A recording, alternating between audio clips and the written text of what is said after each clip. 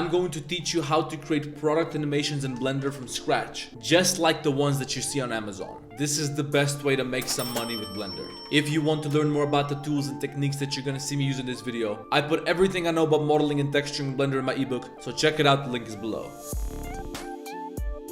The first thing we have to do is get some reference images. If you already have some experience with product design or product visualization, then you can probably just look at a picture of the product and freestyle it in Blender. But most people watching this are beginners, relatively speaking. And as a beginner, you're probably going to need something which you can use as a background reference, which you're going to be able to trace with your geometry as you're modeling in Blender. We're also gonna have to find some animations online, which we can look at to give us some inspiration for creating our own animation.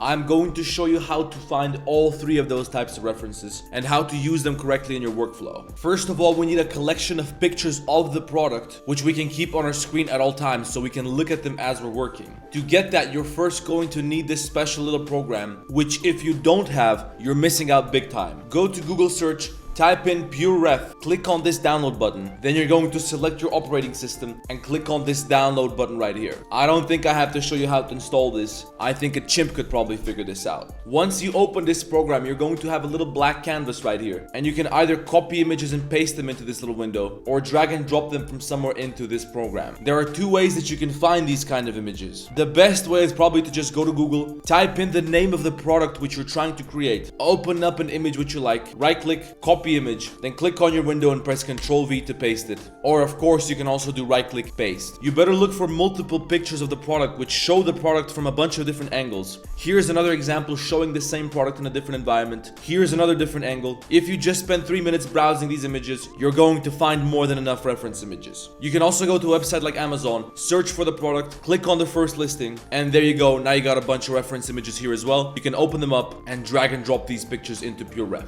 This image here gives me a good close-up shot of some of the details on the side of this watch, so I'm going to keep that as well. You also want to look for some pictures which show you the front of the product like this. This is what I was talking about earlier. This is what we're going to use as a background image which we can trace with our geometry in Blender, and this is going to tell us the exact height or the exact width and the exact proportions of this product which we need when we're creating it in Blender. So right click, save image as. You probably want to create a new folder just for this project, and this is where you're going to keep all the references and all the textures that you're going to use in this project. I've already saved the background image here before, so I'm going to name this one background number 2, save that, and now we have all the references that we need for modeling. We're still going to need to look at some animations afterwards when we get to the animation part, but we're going to get to that later. Let's not waste time anymore now. In PureRef, we're going to right click, mode, check always on top, and we're going to shrink this little window and place it over here over the outliner because you're never going to need this thing anyway. Alternatively, you can throw this on your second monitor if you got one. I do, so I'm going to enjoy that luxury as I'm working in this video, and from time to time I'm going to bring this back to show you what I'm talking about. For the background reference, we're going to go to top view with 7, shift A, image, click on reference, find the folder where you save this image, open up your reference. I usually like to add a little bit of transparency just for visibility purposes, and then you're going to lower this down on the Z-axis so it's in the background, so it's not in the way of what you're modeling. Now we got all the references that we need. Let's start modeling. We are first going to go to top view, and with shift A we're going to add a new plane, and instead of aligning the plane with the reference, we're going to align the reference with the plane. Press tab to enter edit mode. Slightly scale this plane up so that it aligns with the reference, and we're going to scale it up a little bit more on the y-axis because it's supposed to be a little bit longer than it is wide. Now go back to object mode with tab, and while this plane is selected, press Ctrl 3. This is going to instantly add a subdivision surface modifier with 3 levels of subdivision. Now we have to add some loop cuts to tighten up these corners because they are way too round. So in edit mode, press Ctrl R, scroll up to create 2 loop cuts here, then double click. This is going to apply the loop cuts, and we're also going to add 3 loop cuts on this side over here with Ctrl R, double click, and now that the loop cuts are applied, this shape here has been changed drastically. In wireframe, we can see that this is not properly aligned with the reference image because these corners are a little bit too tight. So we're going to have to make some changes to this geometry so that this aligns properly with the reference. To do that, in edit mode, we're going to select these 4 vertices on the corners, scale them down a little bit like this. Then we're going to go to face select mode by pressing this button up here or by pressing number 3. And with alt right click, we're going to select this vertical face loop and then scale it up on the x-axis and maybe also scale it up a little bit on the y-axis like this. We then have to take take these vertices on the corners again, both at the top and the bottom. We're going to scale them down, but only on the y-axis. And I also want another loop cut here in the middle. That's going to slightly change the shape that I have here. Then select this geometry over here in the middle by selecting one face in face select mode. And hold Control Shift, then right click on this other face. Everything in between them is going to be selected. Now we're going to scale this up a little bit on the y-axis like this. And then once again, it looks like we have to select the corner vertices. Scale them down even more on the y-axis. And we're just going to keep messing with this shape until we get a good curve here. Right now, I think it looks pretty good. So we're going to select this surface, press I to inset. And as we're insetting, we want this inner edge to align approximately with this screen. Now it's hard to see exactly what it's going to look like after it's subdivided, but something like this will do. We're going to adjust it a little bit more later.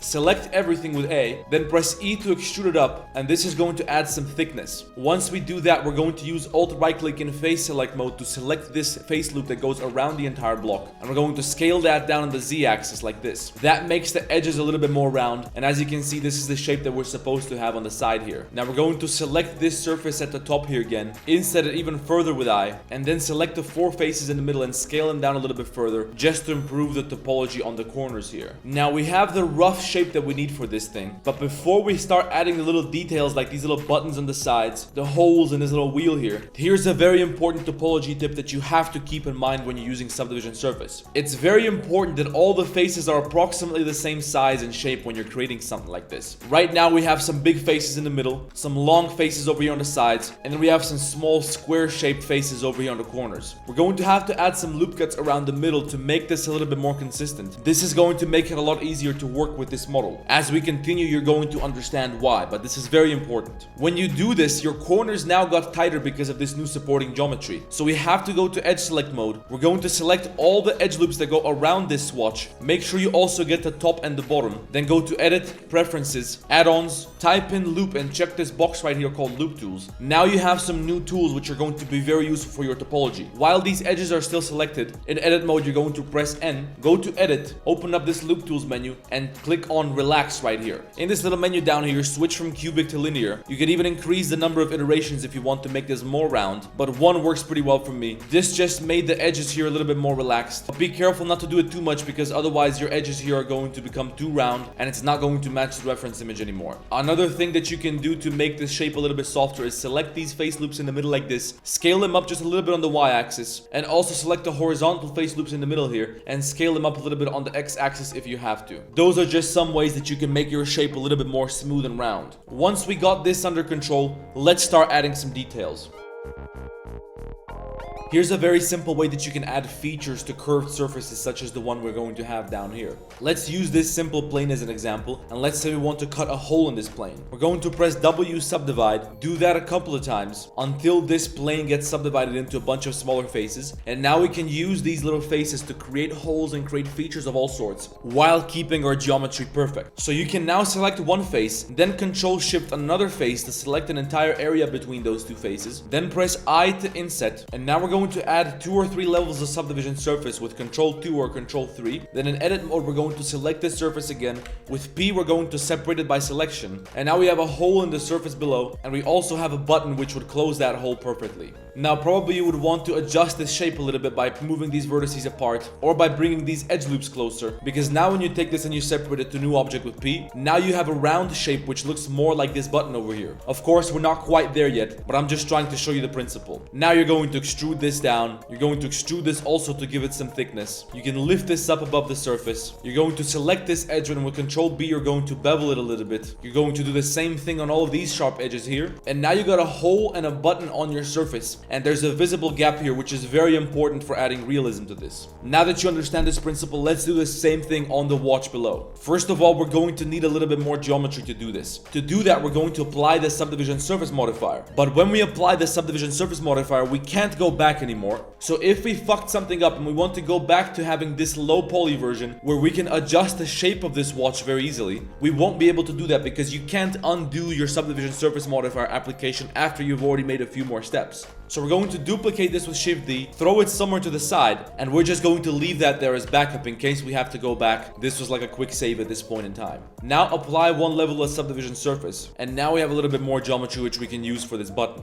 I'm first going to dissolve this edge loop. I'll select this face loop and I'll scale it down a little bit. This just makes my geometry a little bit better for creating this button. Otherwise, we don't have enough width here to use these 2 face loops. But if we use these 4 face loops, they are way too wide and it's not going to look very good. So now we're going to select a 3x3 surface like this. You can even do 4x4 if you feel it's appropriate, if it's not too large. Then with I, we're going to inset that. Make sure to check edge rail when you do this because this is going to make your geometry a little bit cleaner. Then in edge select mode, we're going to select this edge loop over here. Press double G to slide it and hold control and move it inwards a little bit like this. Once you click this, you're going to get a number down here. Right now we got 0.06, or rather minus 0.06. We want to use the same distance on the other side. So we're going to select this one, press double G, hold control, 1, 2, 3, 4, 5, 6. Again, we got minus 0.6. So we know that this is perfectly symmetrical on both sides. We can select these 2 faces in the middle, press X, delete vertices. Now we got a hole. Let's add another subdivision surface modifier so this becomes more curved. Now we're going to take this edge here, double G to slide it outwards like this. Also do the same thing on this side over here, slide it with double G. Then select both of them, go up here and set the pivot point to individual origins. Now you're going to scale these edges down individually, and that's going to give you a perfect shape for this button on the side here. If you have to, you can still slide some of this other geometry around to adjust the shape a little bit. For example, you might have to move these edges a little bit to get a different shape.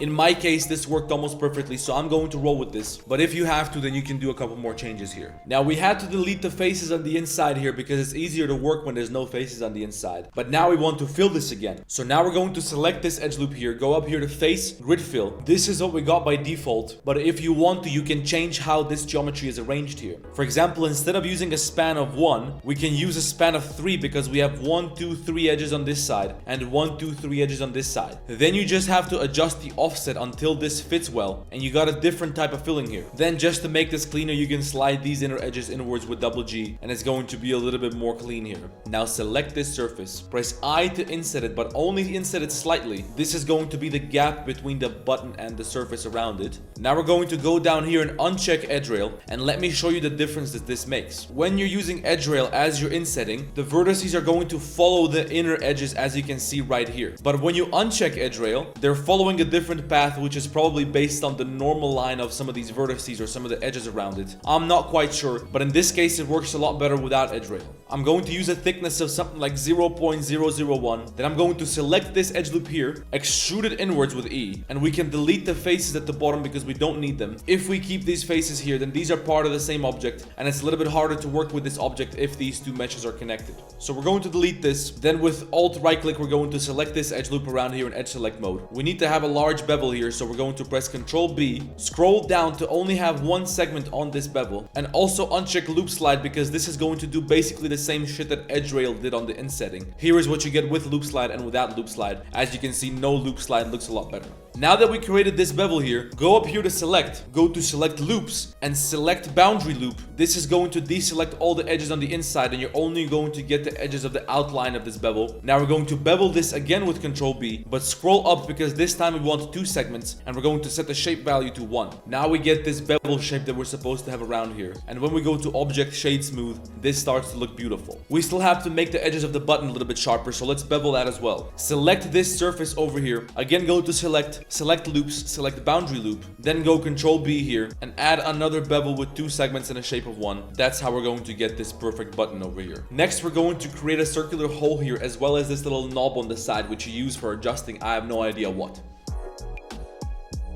First, we're going to have to make another hole using the same technique that we used a moment ago here, but it's going to have to be a circular hole. So we're going to select 6 faces like this. As you can see, this selection is approximately a square shape. It's not a rectangle like we had over here for this button. We're going to inset this approximately halfway like this. Then we're going to go to W, Loop Tools, Circle. I have a shortcut. My shortcut for Loop Tools is still W because I'm using an older version of Blender. You're probably gonna want to go up here to N, Edit, Loop Tools, Circle. If you don't inset this enough, your circle is going to be too big and it's not going to fit here, and you're going to get a fucked up shape like this. This is why you have to make sure you inset this enough. That way when you turn this into a circle, it's going to look nice. You have to make sure the flatten is not checked here, because that way your circle is going to conform to the shape of the surface below. If your circle is twisted, you can use this angle slider to adjust the rotation, and that way you can make sure that the geometry is aligned and it looks clean. Now in object mode, as you can see, you cannot even see any shading artifacts. This is going to give us a perfectly circular hole. We're going to extrude this inwards with E. B. Let's scale this to 0 on the x-axis just to make it flat. Again, go select loops, select boundary loop. Then when you have this edge loop selected, we're also going to use Shift Alt right click to select this outer edge loop. And with Control B, we're going to bevel that. But I don't want this outer bevel to be very sharp, so I'm going to only use one segment here. Next, we have to create this little knob. It might look a little bit complicated, but you're going to be surprised by how easy it is to create something like this. First, let's try to count approximately how many of these little cavities we have here. On 1/4, we have approximately 1, 2, 3, 4, 5, 6, 7, 8, 9, 10, 11, 12 of these little cavities. Which means in a full circle, we're going to have 48. So we have 48 of these little cavities and 48 little spaces between them. So we have to create a new cylinder, which is going to have 48 plus 48 vertices. That's going to be 96 vertices. And now we have exactly the right amount of geometry for this. Now you might think that we're going to use every other edge here to create a cavity, but we're going to have to use 2 edges per cavity. And this is the part where I realized that I fucked up. We're going to have double the geometry here. So delete this cylinder, add a new cylinder with 96 vertices, multiply this by 2 by using this little star and adding 2, then hit enter. Now we got 192. That's going to be the amount of geometry that we need here. So now I left you with a whole bunch of geometry, but how do we create this on every single one of these faces? Well, it's very simple. You don't have to do this every single time. You only have to make one. First, we're going to scale this cylinder down on the z-axis so it has the approximate height of this wheel here. Take the face at the top and scale it down a little bit further. Then with Control B, we're going to bevel the edge loop around the top. Add a couple more segments so these faces on the side are not too long and thin. Something like this should do here. Another thing that you can do if you want to control the shape is you can first add one bevel with only one segment like this, just the position of this lower edge loop. Then first bevel that lower edge loop, and after that you can bevel the edge loop at the top. This is going to give you a very different shape here. Now we're going to go to top view with 7. This is going to be a lot easier if this is snapped to the center of the world. So use Shift S, cursor to world origin, then Shift S while this thing is selected. Selection to cursor. Now it's exactly in the middle of the world. We can move this out of the way, and now we can see the exact quarters based on the axes of the world here. We're going to select one segment like this, then select 2 more segments on the top and 2 more segments on the bottom. Now you have 4 face segments here. The inside is going to be the cavity, and these face loops on the side are going to be the gaps between the next cavity. While this is selected, we're going to press Ctrl I. Now we inverted the selection so everything except this part is selected. Deselect the face at the top. Press X, delete faces. Now we're left with only this little section and the circle in the middle. Select these 2 middle face loops. Now press I to inset this, and this new geometry is going to be used to create one of the cavities. E to extrude, right click, then Alt S to extrude this inwards. And now in edge select mode, we can come up here and select these 2 edges. With double G, we can slide them downwards a little bit to make this top part a little bit more curved. This is going to look a lot better when we add some subdivision surface here. We're also going to come down here and select these 2 edges and also lift them up a little bit. And it might be a good idea to add an extra loop cut here and another loop cut here. That way this is going to behave better when we add the subdivision surface modifier. We're also going to select this edge loop on the outside here. Control B to bevel that. I want 2 segments and a shape value of 1. Now we finished one of these little segments. We just have to copy it in a circle, and here's how you do that. Select this circle in the middle, Shift S, cursor to selected, go to top view, press Ctrl I to invert the selection. Now remember that we're supposed to have 48 copies of this. So we're going to press Alt E, spin, set the number of steps to 48 because this is how many times we want to copy this. And make sure you check use duplicates here. If you don't check this, then your copies are going to be connected with some bullshit. We don't want that. So uncheck this. Make sure the angle here is exactly 360. Make sure you don't change this at all. And now you got all this copied in a circle. We got a duplicate in the beginning over here. So we're going to select everything, press M, merge by distance. Now press Shift N, correct the normals if you have to. Now this is almost ready. We're just going to select this surface in the middle, inset with I, extrude it up just a little bit and scale it down just a little bit. We can also bevel these edges here. And we're also going to inset this middle face a little bit further just to prevent any shading artifacts once we add a subdivision surface modifier here. At the bottom, we're going to extrude this a little bit lower, then extrude right click and scale it down just a little bit. We don't have to have a face in the middle because it's not going to be visible anyway. And now you can add a subdivision surface modifier to this with Control 1 or Control 2. Just keep in mind that we have a lot of geometry here, so this might make your program crash. And now that we got this button, we just have to put it in place. So to do that in edit mode, we're going to select this edge loop at the far bottom, then press Shift S, cursor to selected. In object mode, go up here to set origin, origin to 3D cursor. Now the origin is going to be at the bottom of this button, which means if you snap this button somewhere else to the 3D cursor, bottom of the button is going to be placed there. Which means that we can select this edge loop around here somewhere, Shift S, cursor to selected, then select the button, Shift S, selection to cursor. Make sure that you're in object mode to do this. Now just scale this down, rotate it to the side, make sure that it matches the size of the hole here, and we're going to place that just inside the hole like this. Now I notice we have a little bit too much curvature here. That's not the way it looks in the real thing, but who cares? If you want to, you can redo everything by getting rid of these edge loops here and making the circle more flat. I don't want to do that because I don't really care. I think it looks good anyway, but if you want to, you can go ahead and do that. Next, let's start adding the very small details like this little hole here and this gap between the screen and the watch. Now, two more little details that we have to take care of before we can get to the wristband. We got this little hole and we got this gap between the body and the screen. To make the screen, we're going to go to top view. It looks like we gotta scale everything up a little bit. Now we're going to select the geometry on the surface here, which we can see covers the screen in the reference image. Then select everything on the inside. Inset with I to create a small gap here. Now take that gap. You can adjust the angle of the gap by sliding some of this geometry down a little bit. Take the edge loop, extrude right click, Alt S to push it inwards like this. And if you want to, you can now in edge select mode deselect these edge loops which go all around the entire shape. Switch to individual origins, scale these inner edges down. Maybe we can bevel the edge loops on the inside as well, but this is probably going to be good enough. Now to make the hole, we're going to need some more geometry. So duplicate this and throw it somewhere else as backup. We're going to apply one level of subdivision surface. Over here, we're going to select 4 faces like this. Inset with I, bring this geometry a little bit closer. Loop tools, circle, inset, push this inwards a little bit, then extrude it inwards. We're also going to bevel these edges here. And there's your little hole. I'm probably going to have to redo all of this shit and make it a little bit bigger, but I'll do that off camera because you already know how I'm gonna do this. Now we just have to make these little areas here which we can use to create the wristband. So we're going to go to side view, and in side view we're going to use our box select tool to select an area like this. Then we're going to inset that area with I. Take these edges and slide them outwards like this. We can make some more space here so we can also slide this even further. Place the 3D cursor over here on this vertex by selecting it and pressing Shift S, cursor to selected. Then set the pivot point to 3D cursor, select these 2 vertices and scale them down. This is going to move these surrounding vertices towards the 3D cursor. It's going to give us a better curve here. We're gonna have to do the same shit on the other side. So let's just delete some of the faces over here. Place the 3D cursor in the middle. Select this area. Shift D, right click, S, X, -1. Correct the normals with Shift N. Select everything, merge by distance. And we might have to adjust some of the vertices using a 3D cursor. We snap the cursor to one vertex, then we select the other vertex, Shift S, selection to cursor, and that vertex is going to jump to the first vertex, which means you can select them and press M, merge by distance, and they're going to be connected into one vertex. Now we're going to select this entire surface which we just inset. Delete the faces just to see what the shape looks like when we have a hole there. And I think it looks pretty good, so let's undo that. Press I to inset, then press O for outset, and we're going to create a small edge around this. Uncheck edge rail, take this new edge loop, extrude, right click, Alt S, delete the faces at the bottom again, and now we can use this new shape to create the wristband. Let's get some more coffee and then we're gonna get into that.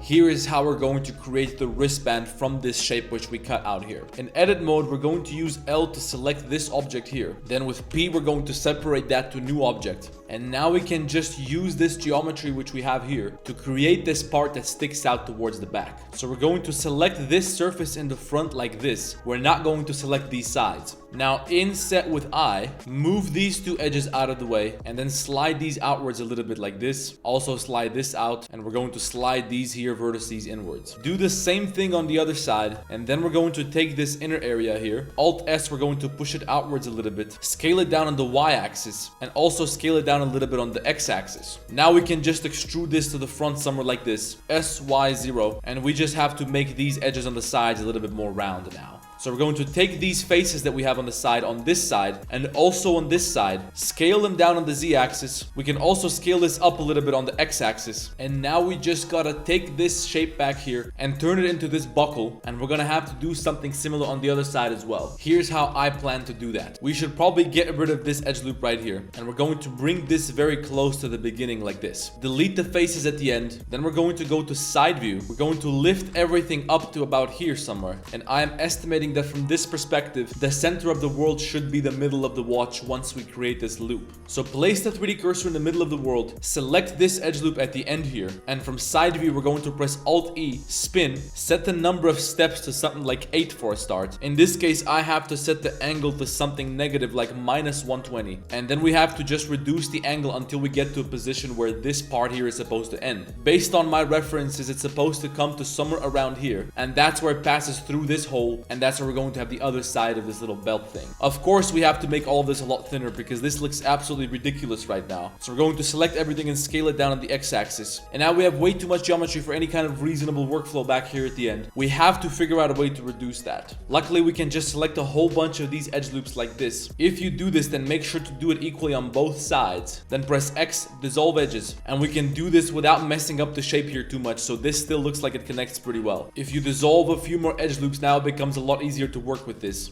And now we just have to figure out a way to curve this end here. To do that, let's first delete this. Give me this section right here, extrude right click, lift it up on the z-axis, scale it to 0 on the z-axis. Now we're going to place the 3D cursor exactly in between these two vertices on the ends. Select one of the ends, go to front view, Alt-E, spin. I want 180 degrees, and it looks like this is not completely symmetrical, so we have to manually connect some of the vertices on the side here. And then we just have to fill this inside area. There's no right or wrong way to do this. We're just gonna have to do it manually step by step. Luckily, our geometry matches quite well, so we can do this with pretty good topology. And now from side view, we can just bend this whatever way we like. And that's one end of the strap taken care of. Next, let's try to do the other side. We're going to use our box select tool to select the area around this part where we've attached this band. Shift D, right click, the 3D cursor is in the center of the world. So S, Y, -1. Now we brought it to the other side. Press Ctrl I to invert the selection. And just deselect all this geometry on the inside here. Use L to select the surface which we just duplicated from the other side. Now press Ctrl I to invert again, and we're going to delete the faces underneath here. Now we just gotta correct normals, merge vertices by distance. You might have to manually reconnect some vertices if they're fucked up a little bit, but you can just use your 3D cursor to do that, and you will be alright. Now we're also going to copy part of this belt here, but only the top part here. So select that, Shift D, right click, S, Y, -1. We're going to separate this to new object with P, correct the normals, and now we have to create this little loop here where this band passes through this one. So again, place the 3D cursor in the middle, Alt-E, spin. We're going to reduce the angle on this one, and that only has to come to somewhere down here approximately. And now we're going to have to take this geometry from this new band bit by bit and move it to the inside of the other band. But at some point over here, this has to pass through the other band, or rather the other one has to pass through this part here. Now we just have to make a hole here where this can pass through, and we're going to be almost finished. To do that, we're first going to need some more geometry cutting through this band. So just add a bunch of loop cuts like this. Select all the geometry up to this point here. In edge select mode, we're going to deselect all these loop cuts that cut through the band. Then we're going to go to loop tools, relax, interpolation is linear, although cubic is probably going to work well too. And now we just have more geometry to work with. So we're going to select a segment over here, scale it up on the x-axis like this, and this is the part where we're going to be able to create this hole. It might work better if we take this edge loop and slide it up. Then we take this edge loop and slide it down. Give me another edge loop in the middle and scale it up on the x-axis. That just gives me a slightly better shape here. And now we also have better geometry, which is going to allow us to create this hole. So select this surface, then select the same surface on the inside. Inset with I, take these vertices and slide them out both inside and outside. Also give me these vertices and slide them up a little bit. We're going to take the edge loop from the inside, and with double G we're going to slide it outwards just to make this a little bit bigger so it matches the size of the outer surface. Select both of them, W, loop tools, bridge, or rather N, edit, loop tools, bridge, and now these are connected and you have a hole going through here. Now we gotta adjust the size and the shape a little bit. Then select the face loop on the inside of the hole. Select loops, select boundary loop, Control B to bevel on both sides. Again select loop, select boundary loop, Control B to bevel these new edge loops, and that's how we get a hole there. Now we might want to go to side view and adjust the shape of this inner strap just so we don't get any weird clipping over here. We might even have to rotate this a little bit and adjust the surrounding geometry so we don't get any twisting. And then we get a better angle for this to pass through. And once we manage to get this shit through more or less, we just have to take care of the end point over here. Now we're gonna do that the same way we did it on this part. So we're gonna make this flat, extrude it out a little bit like this, cursor exactly in the middle, Alt-E spin 180 degrees. We're going to connect this side using our 3D cursor to snap this shit around a little bit. And then we can just fill this manually with quads or triangles or whatever we gotta do. Try to avoid n-gons, but triangles are not gonna hurt you on the sides here. Now we just have to add this circle here and these little holes here. So let's duplicate this to get some backup. Apply one level of subdivision here, although it might be easier to do this without applying the subdivision surface modifier because we're gonna have too much geometry. It's gonna give us some problems. So we're going to inset an area like this, loop tool circle. We're gonna have to adjust the radius by checking this box right here and setting that to something that seems reasonable like this. And we might also have to fuck with the angle a little bit to adjust the position of the circle. Then we can select this circle, slightly inset with I, take this outer edge loop, extrude, right click Alt S to push it down, delete the faces at the bottom, select the circle, select the boundary loop over here again, and also select this outer edge loop. And with Control B, we're going to bevel those, 2 segments and a shape value of 1. Now we got this little magnet shit on the inside or whatever that is. And now we can go back to subdivision surface and this is going to look pretty clean. Apply one level of subdivision to the other strap. Before we do that, we're probably gonna have to add a lot more geometry here. So let's add 3 loop cuts to each of these segments. Select that entire part where we added the loop cuts. And we're going to have to deselect all these edge loops which we just created and the edge loops from before. Once we only have these long edge segments selected, loop tools, relax. I want 5 iterations so this becomes a circle. And now we should have enough geometry to create these holes. And we might not even have to apply the subdivision surface modifier. Now we just have to select some vertices like this on the front and the back. Control plus, inset with I, loop tool circle, uncheck radius. With individual origins, we're going to adjust the size of these individually. And then one by one, we have to do loop tools bridge. We're going to bevel all the edges after we bridge them. And now when we bring back the subdivision surface modifier, we got some lovely holes here. Now we finished modeling. Next, we're going to make a couple of textures and materials. And that's going to allow us to produce some cool animations with this.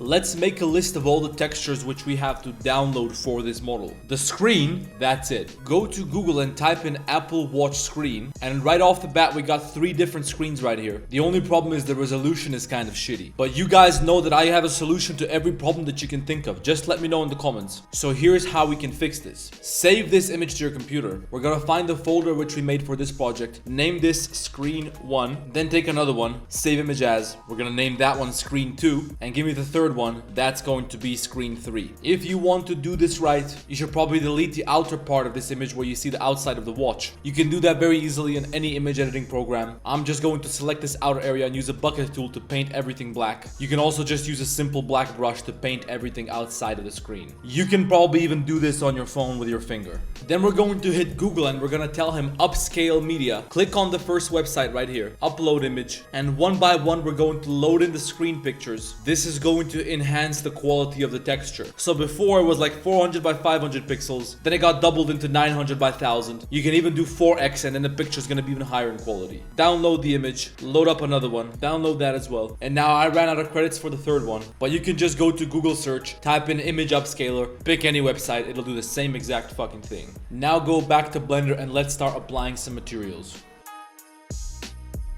First, we're going to switch to the shading workspace. We're going to add a new material. This is going to be called case. This is going to be for the surrounding area at the top of the watch. Make this metallic. We're going to slightly reduce the roughness. Now with Shift A, I'm going to add a noise texture node. Plug the color into roughness. Go to Edit, Preferences, Add-ons. Type in Node and check Node Wrangler right here. Select the noise texture node and press Ctrl T. Texture coordinate has to be object. Now crank up the scale. Give me a color ramp node and place it between the noise texture and the principled node. Increase the brightness of the black color and reduce the brightness of the white color. We're going to reduce the detail and crank up the scale even more. That's going to give us this spotted texture which looks very nice on an object like this. We can change the color of this to whatever. I'm going to go for some sort of blue right now, but maybe I'll change it later. Apply the same material to the crown here. It looks a little bit better if it's darker. Select the surface at the top of the crown here in the middle. Add a new material slot. Load up the case material again. Click on this duplicate thing. We're going to name this case dark. Assign that to this part, and we're going to make that part slightly darker here. Then for this area here in the middle, we're going to add another material. Assign that there. That's going to be called smooth metal. We're going to make that dark like this. Metallic,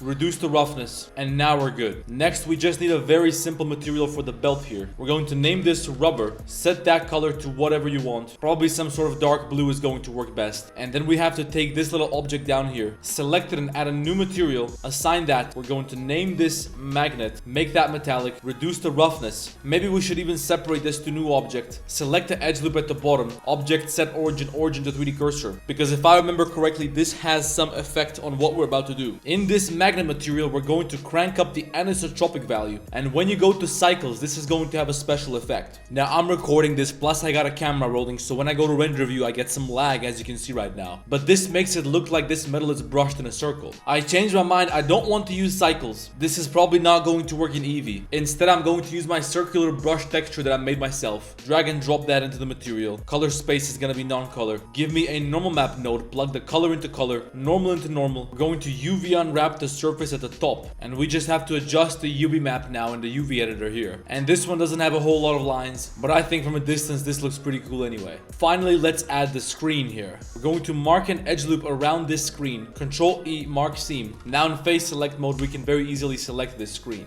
Add a new material, click assign, and now just open up one of the screen images which we just upscaled. Plug that shit into base color. U unwrap. In the UV editor down here, we're going to adjust the UV map. We have to reduce the roughness all the way. And now we got a little screen texture here. We can also plug this color into the emission color. And now this shit is gonna glow in the dark, which is going to look pretty cool in the animation. But let's try something even cooler than just a screensaver. Here's a little animation which I just built in Premiere Pro from these little screensavers which we just downloaded from the internet. We're going to use this as a texture in Blender, so it looks like we're swiping between screens on the watch. If you want to learn how to do this, or if you want to learn more about video editing in general, we just made a new Instagram page where we're going to post more tutorials about video editing and content creation in general. Go follow that, and we're also going to have another YouTube channel as well for this. In case you're not aware, video editing is probably one of the most important things that you have to have in the modern economy. And if you don't hop on that train, you're fucked. Because everybody who knows about video editing like me, they're going to smoke you in every aspect. So go follow this account right here, the link is below. This is going to help you immensely in presenting your artworks and creating your content to push your portfolio online. Now in Blender, we're going to select the screen material and we're going to drag and drop this animation MP4 file into this material. We're automatically going to get a new image texture node with this exact video. I don't know if you can call this an image texture node. It's probably a video texture node. But anyway, we're going to plug the color into base color. We're also going to plug the color into emission. In this node, we're going to check cyclic and we're also going to check auto refresh. Now when you go to your animation workspace, switch to the shaded view, play the animation, and you're going to have your video playing as a texture on your fucking object. Where else have you seen this on Blender YouTube? Like the damn video and subscribe to the channel. Now we're just going to make a simple animation out of this watch and we're going to render it into a final product. That's the part that we can show to our clients, or that's the part that we can put in our portfolio. And that's the last step that you need to take if you want to make some money with your 3D models. Now, before we try to make an animation, let's look at some videos online, which might give us a little bit of inspiration. We got a female hand here wearing the watch, but this would take a little bit too much time. So let's pick something more simple. This one right here looks very cool, and we could very easily pull this off in Blender. Here's a real simple spinning animation. We could do this with a little bit of After Effects, but like I said, we're going to do that on a different channel. Today, we're just going to use Blender to make some simple rendered animations. We've got this watch right here. First of all, let's create an empty plane axis. Scale that up, and we're going to select the entire watch. Lastly, select this empty, and with Control P, we're going to parent everything to that watch. Now this empty object moves everything, which makes it very easy to animate this. Place the cursor in the middle of this empty. Give me Shift A, light, area light. Rotate this a little bit like this. Press G to move it, and double press Z to move it along the local Z axis. Now we're going to pull it backwards like this. Go over here to this light bulb thing so we can control the properties of this light source. And increase the power here until this becomes visible in the reflection of the screen. I'm going to duplicate this and then move it to the side here while holding down Control, and I'll make a couple of copies of this so it looks like there's an array of lights over here in the back. Maybe we can also duplicate all of these, right click, and then move it along the local x-axis so it looks like we have some sort of studio lighting in the reflection here. You can already see that this is going to have a pretty interesting effect once we render it. And now that we have some basic lights set up, here's a couple of settings that are going to enhance your render. In the render properties, we're going to check this bloom box right here. We're going to reduce the radius, and we can change the color of this glow to make it look a little bit cuter.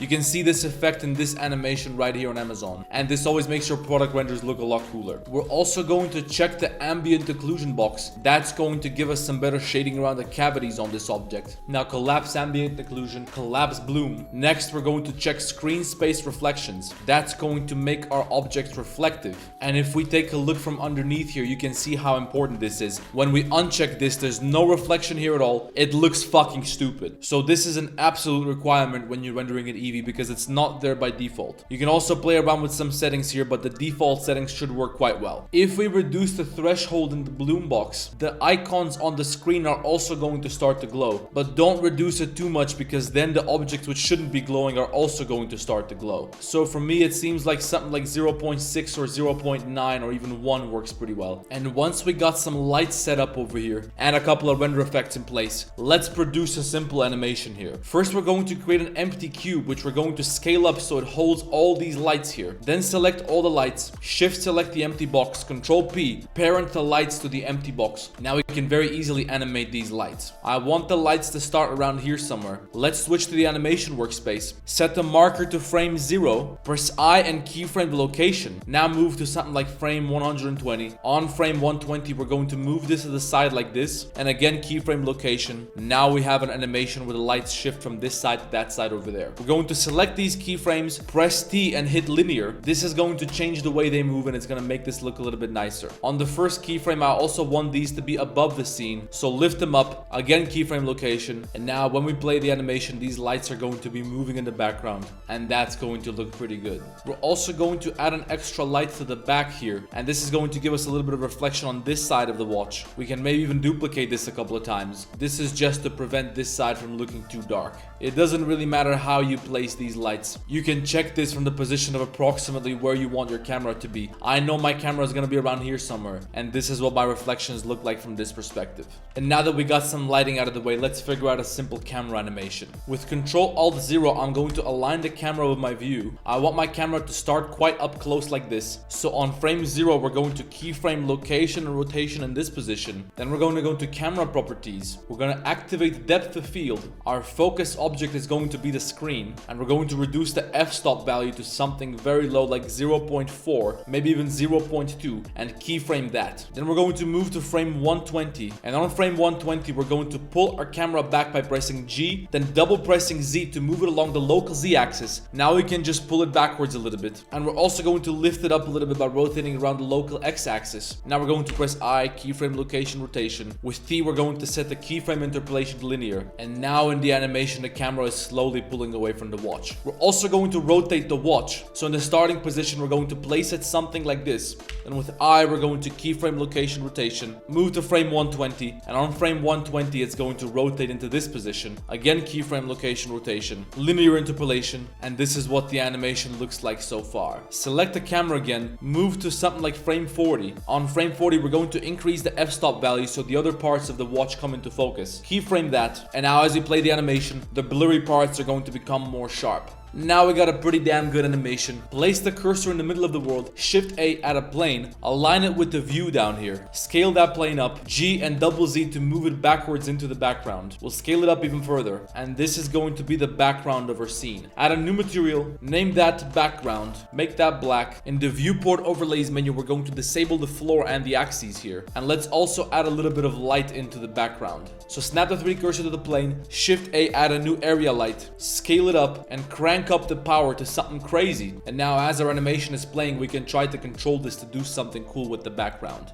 We're going to make it so that as the animation plays, this light appears in the background and it lights up the scene. So on frame 0, we're going to lift this light up, keyframe location rotation, then somewhere on frame 120, it's going to be down here in the scene producing light for the background. So again, keyframe location rotation. And now when we play this, watch what happens to the background. Keep in mind that controlling the properties of the material in the background has a huge impact on the light in the background. So try playing with the specular, the roughness, and the metallic properties. Also adjust the color of the background, and this is going to help us produce a more convincing result. Once you're happy with your animation, here's how you can render it. Go over here to output properties, set the resolution to 1920 by 1080 or whatever the fuck you want. Frame rate is going to be 30. Now down here in the output menu, set the file format to FFmpeg video. In the encoding section, set the container to MPEG-4, that means MP4. All of this should be good by default. Choose your output folder over here. Name your animation. I'm going to render this in 30 FPS because that's the FPS that I'm going to be editing this video in afterwards. Now we can just go to render and hit render animation, and then your computer is going to cook the animation, and before you know it, you can look at your product on Amazon. If you found this video helpful and you want to learn more about how I create these models in Blender, then check out my Blender ebook. I just put out a huge update where I taught you guys everything about texturing in Blender, and everything that I know about modeling is in that ebook, so check it out. Check out my Patreon page if you want to support my channel. I do some more in-depth tutorials there, and if you need some personal help for your project, you know where to find me.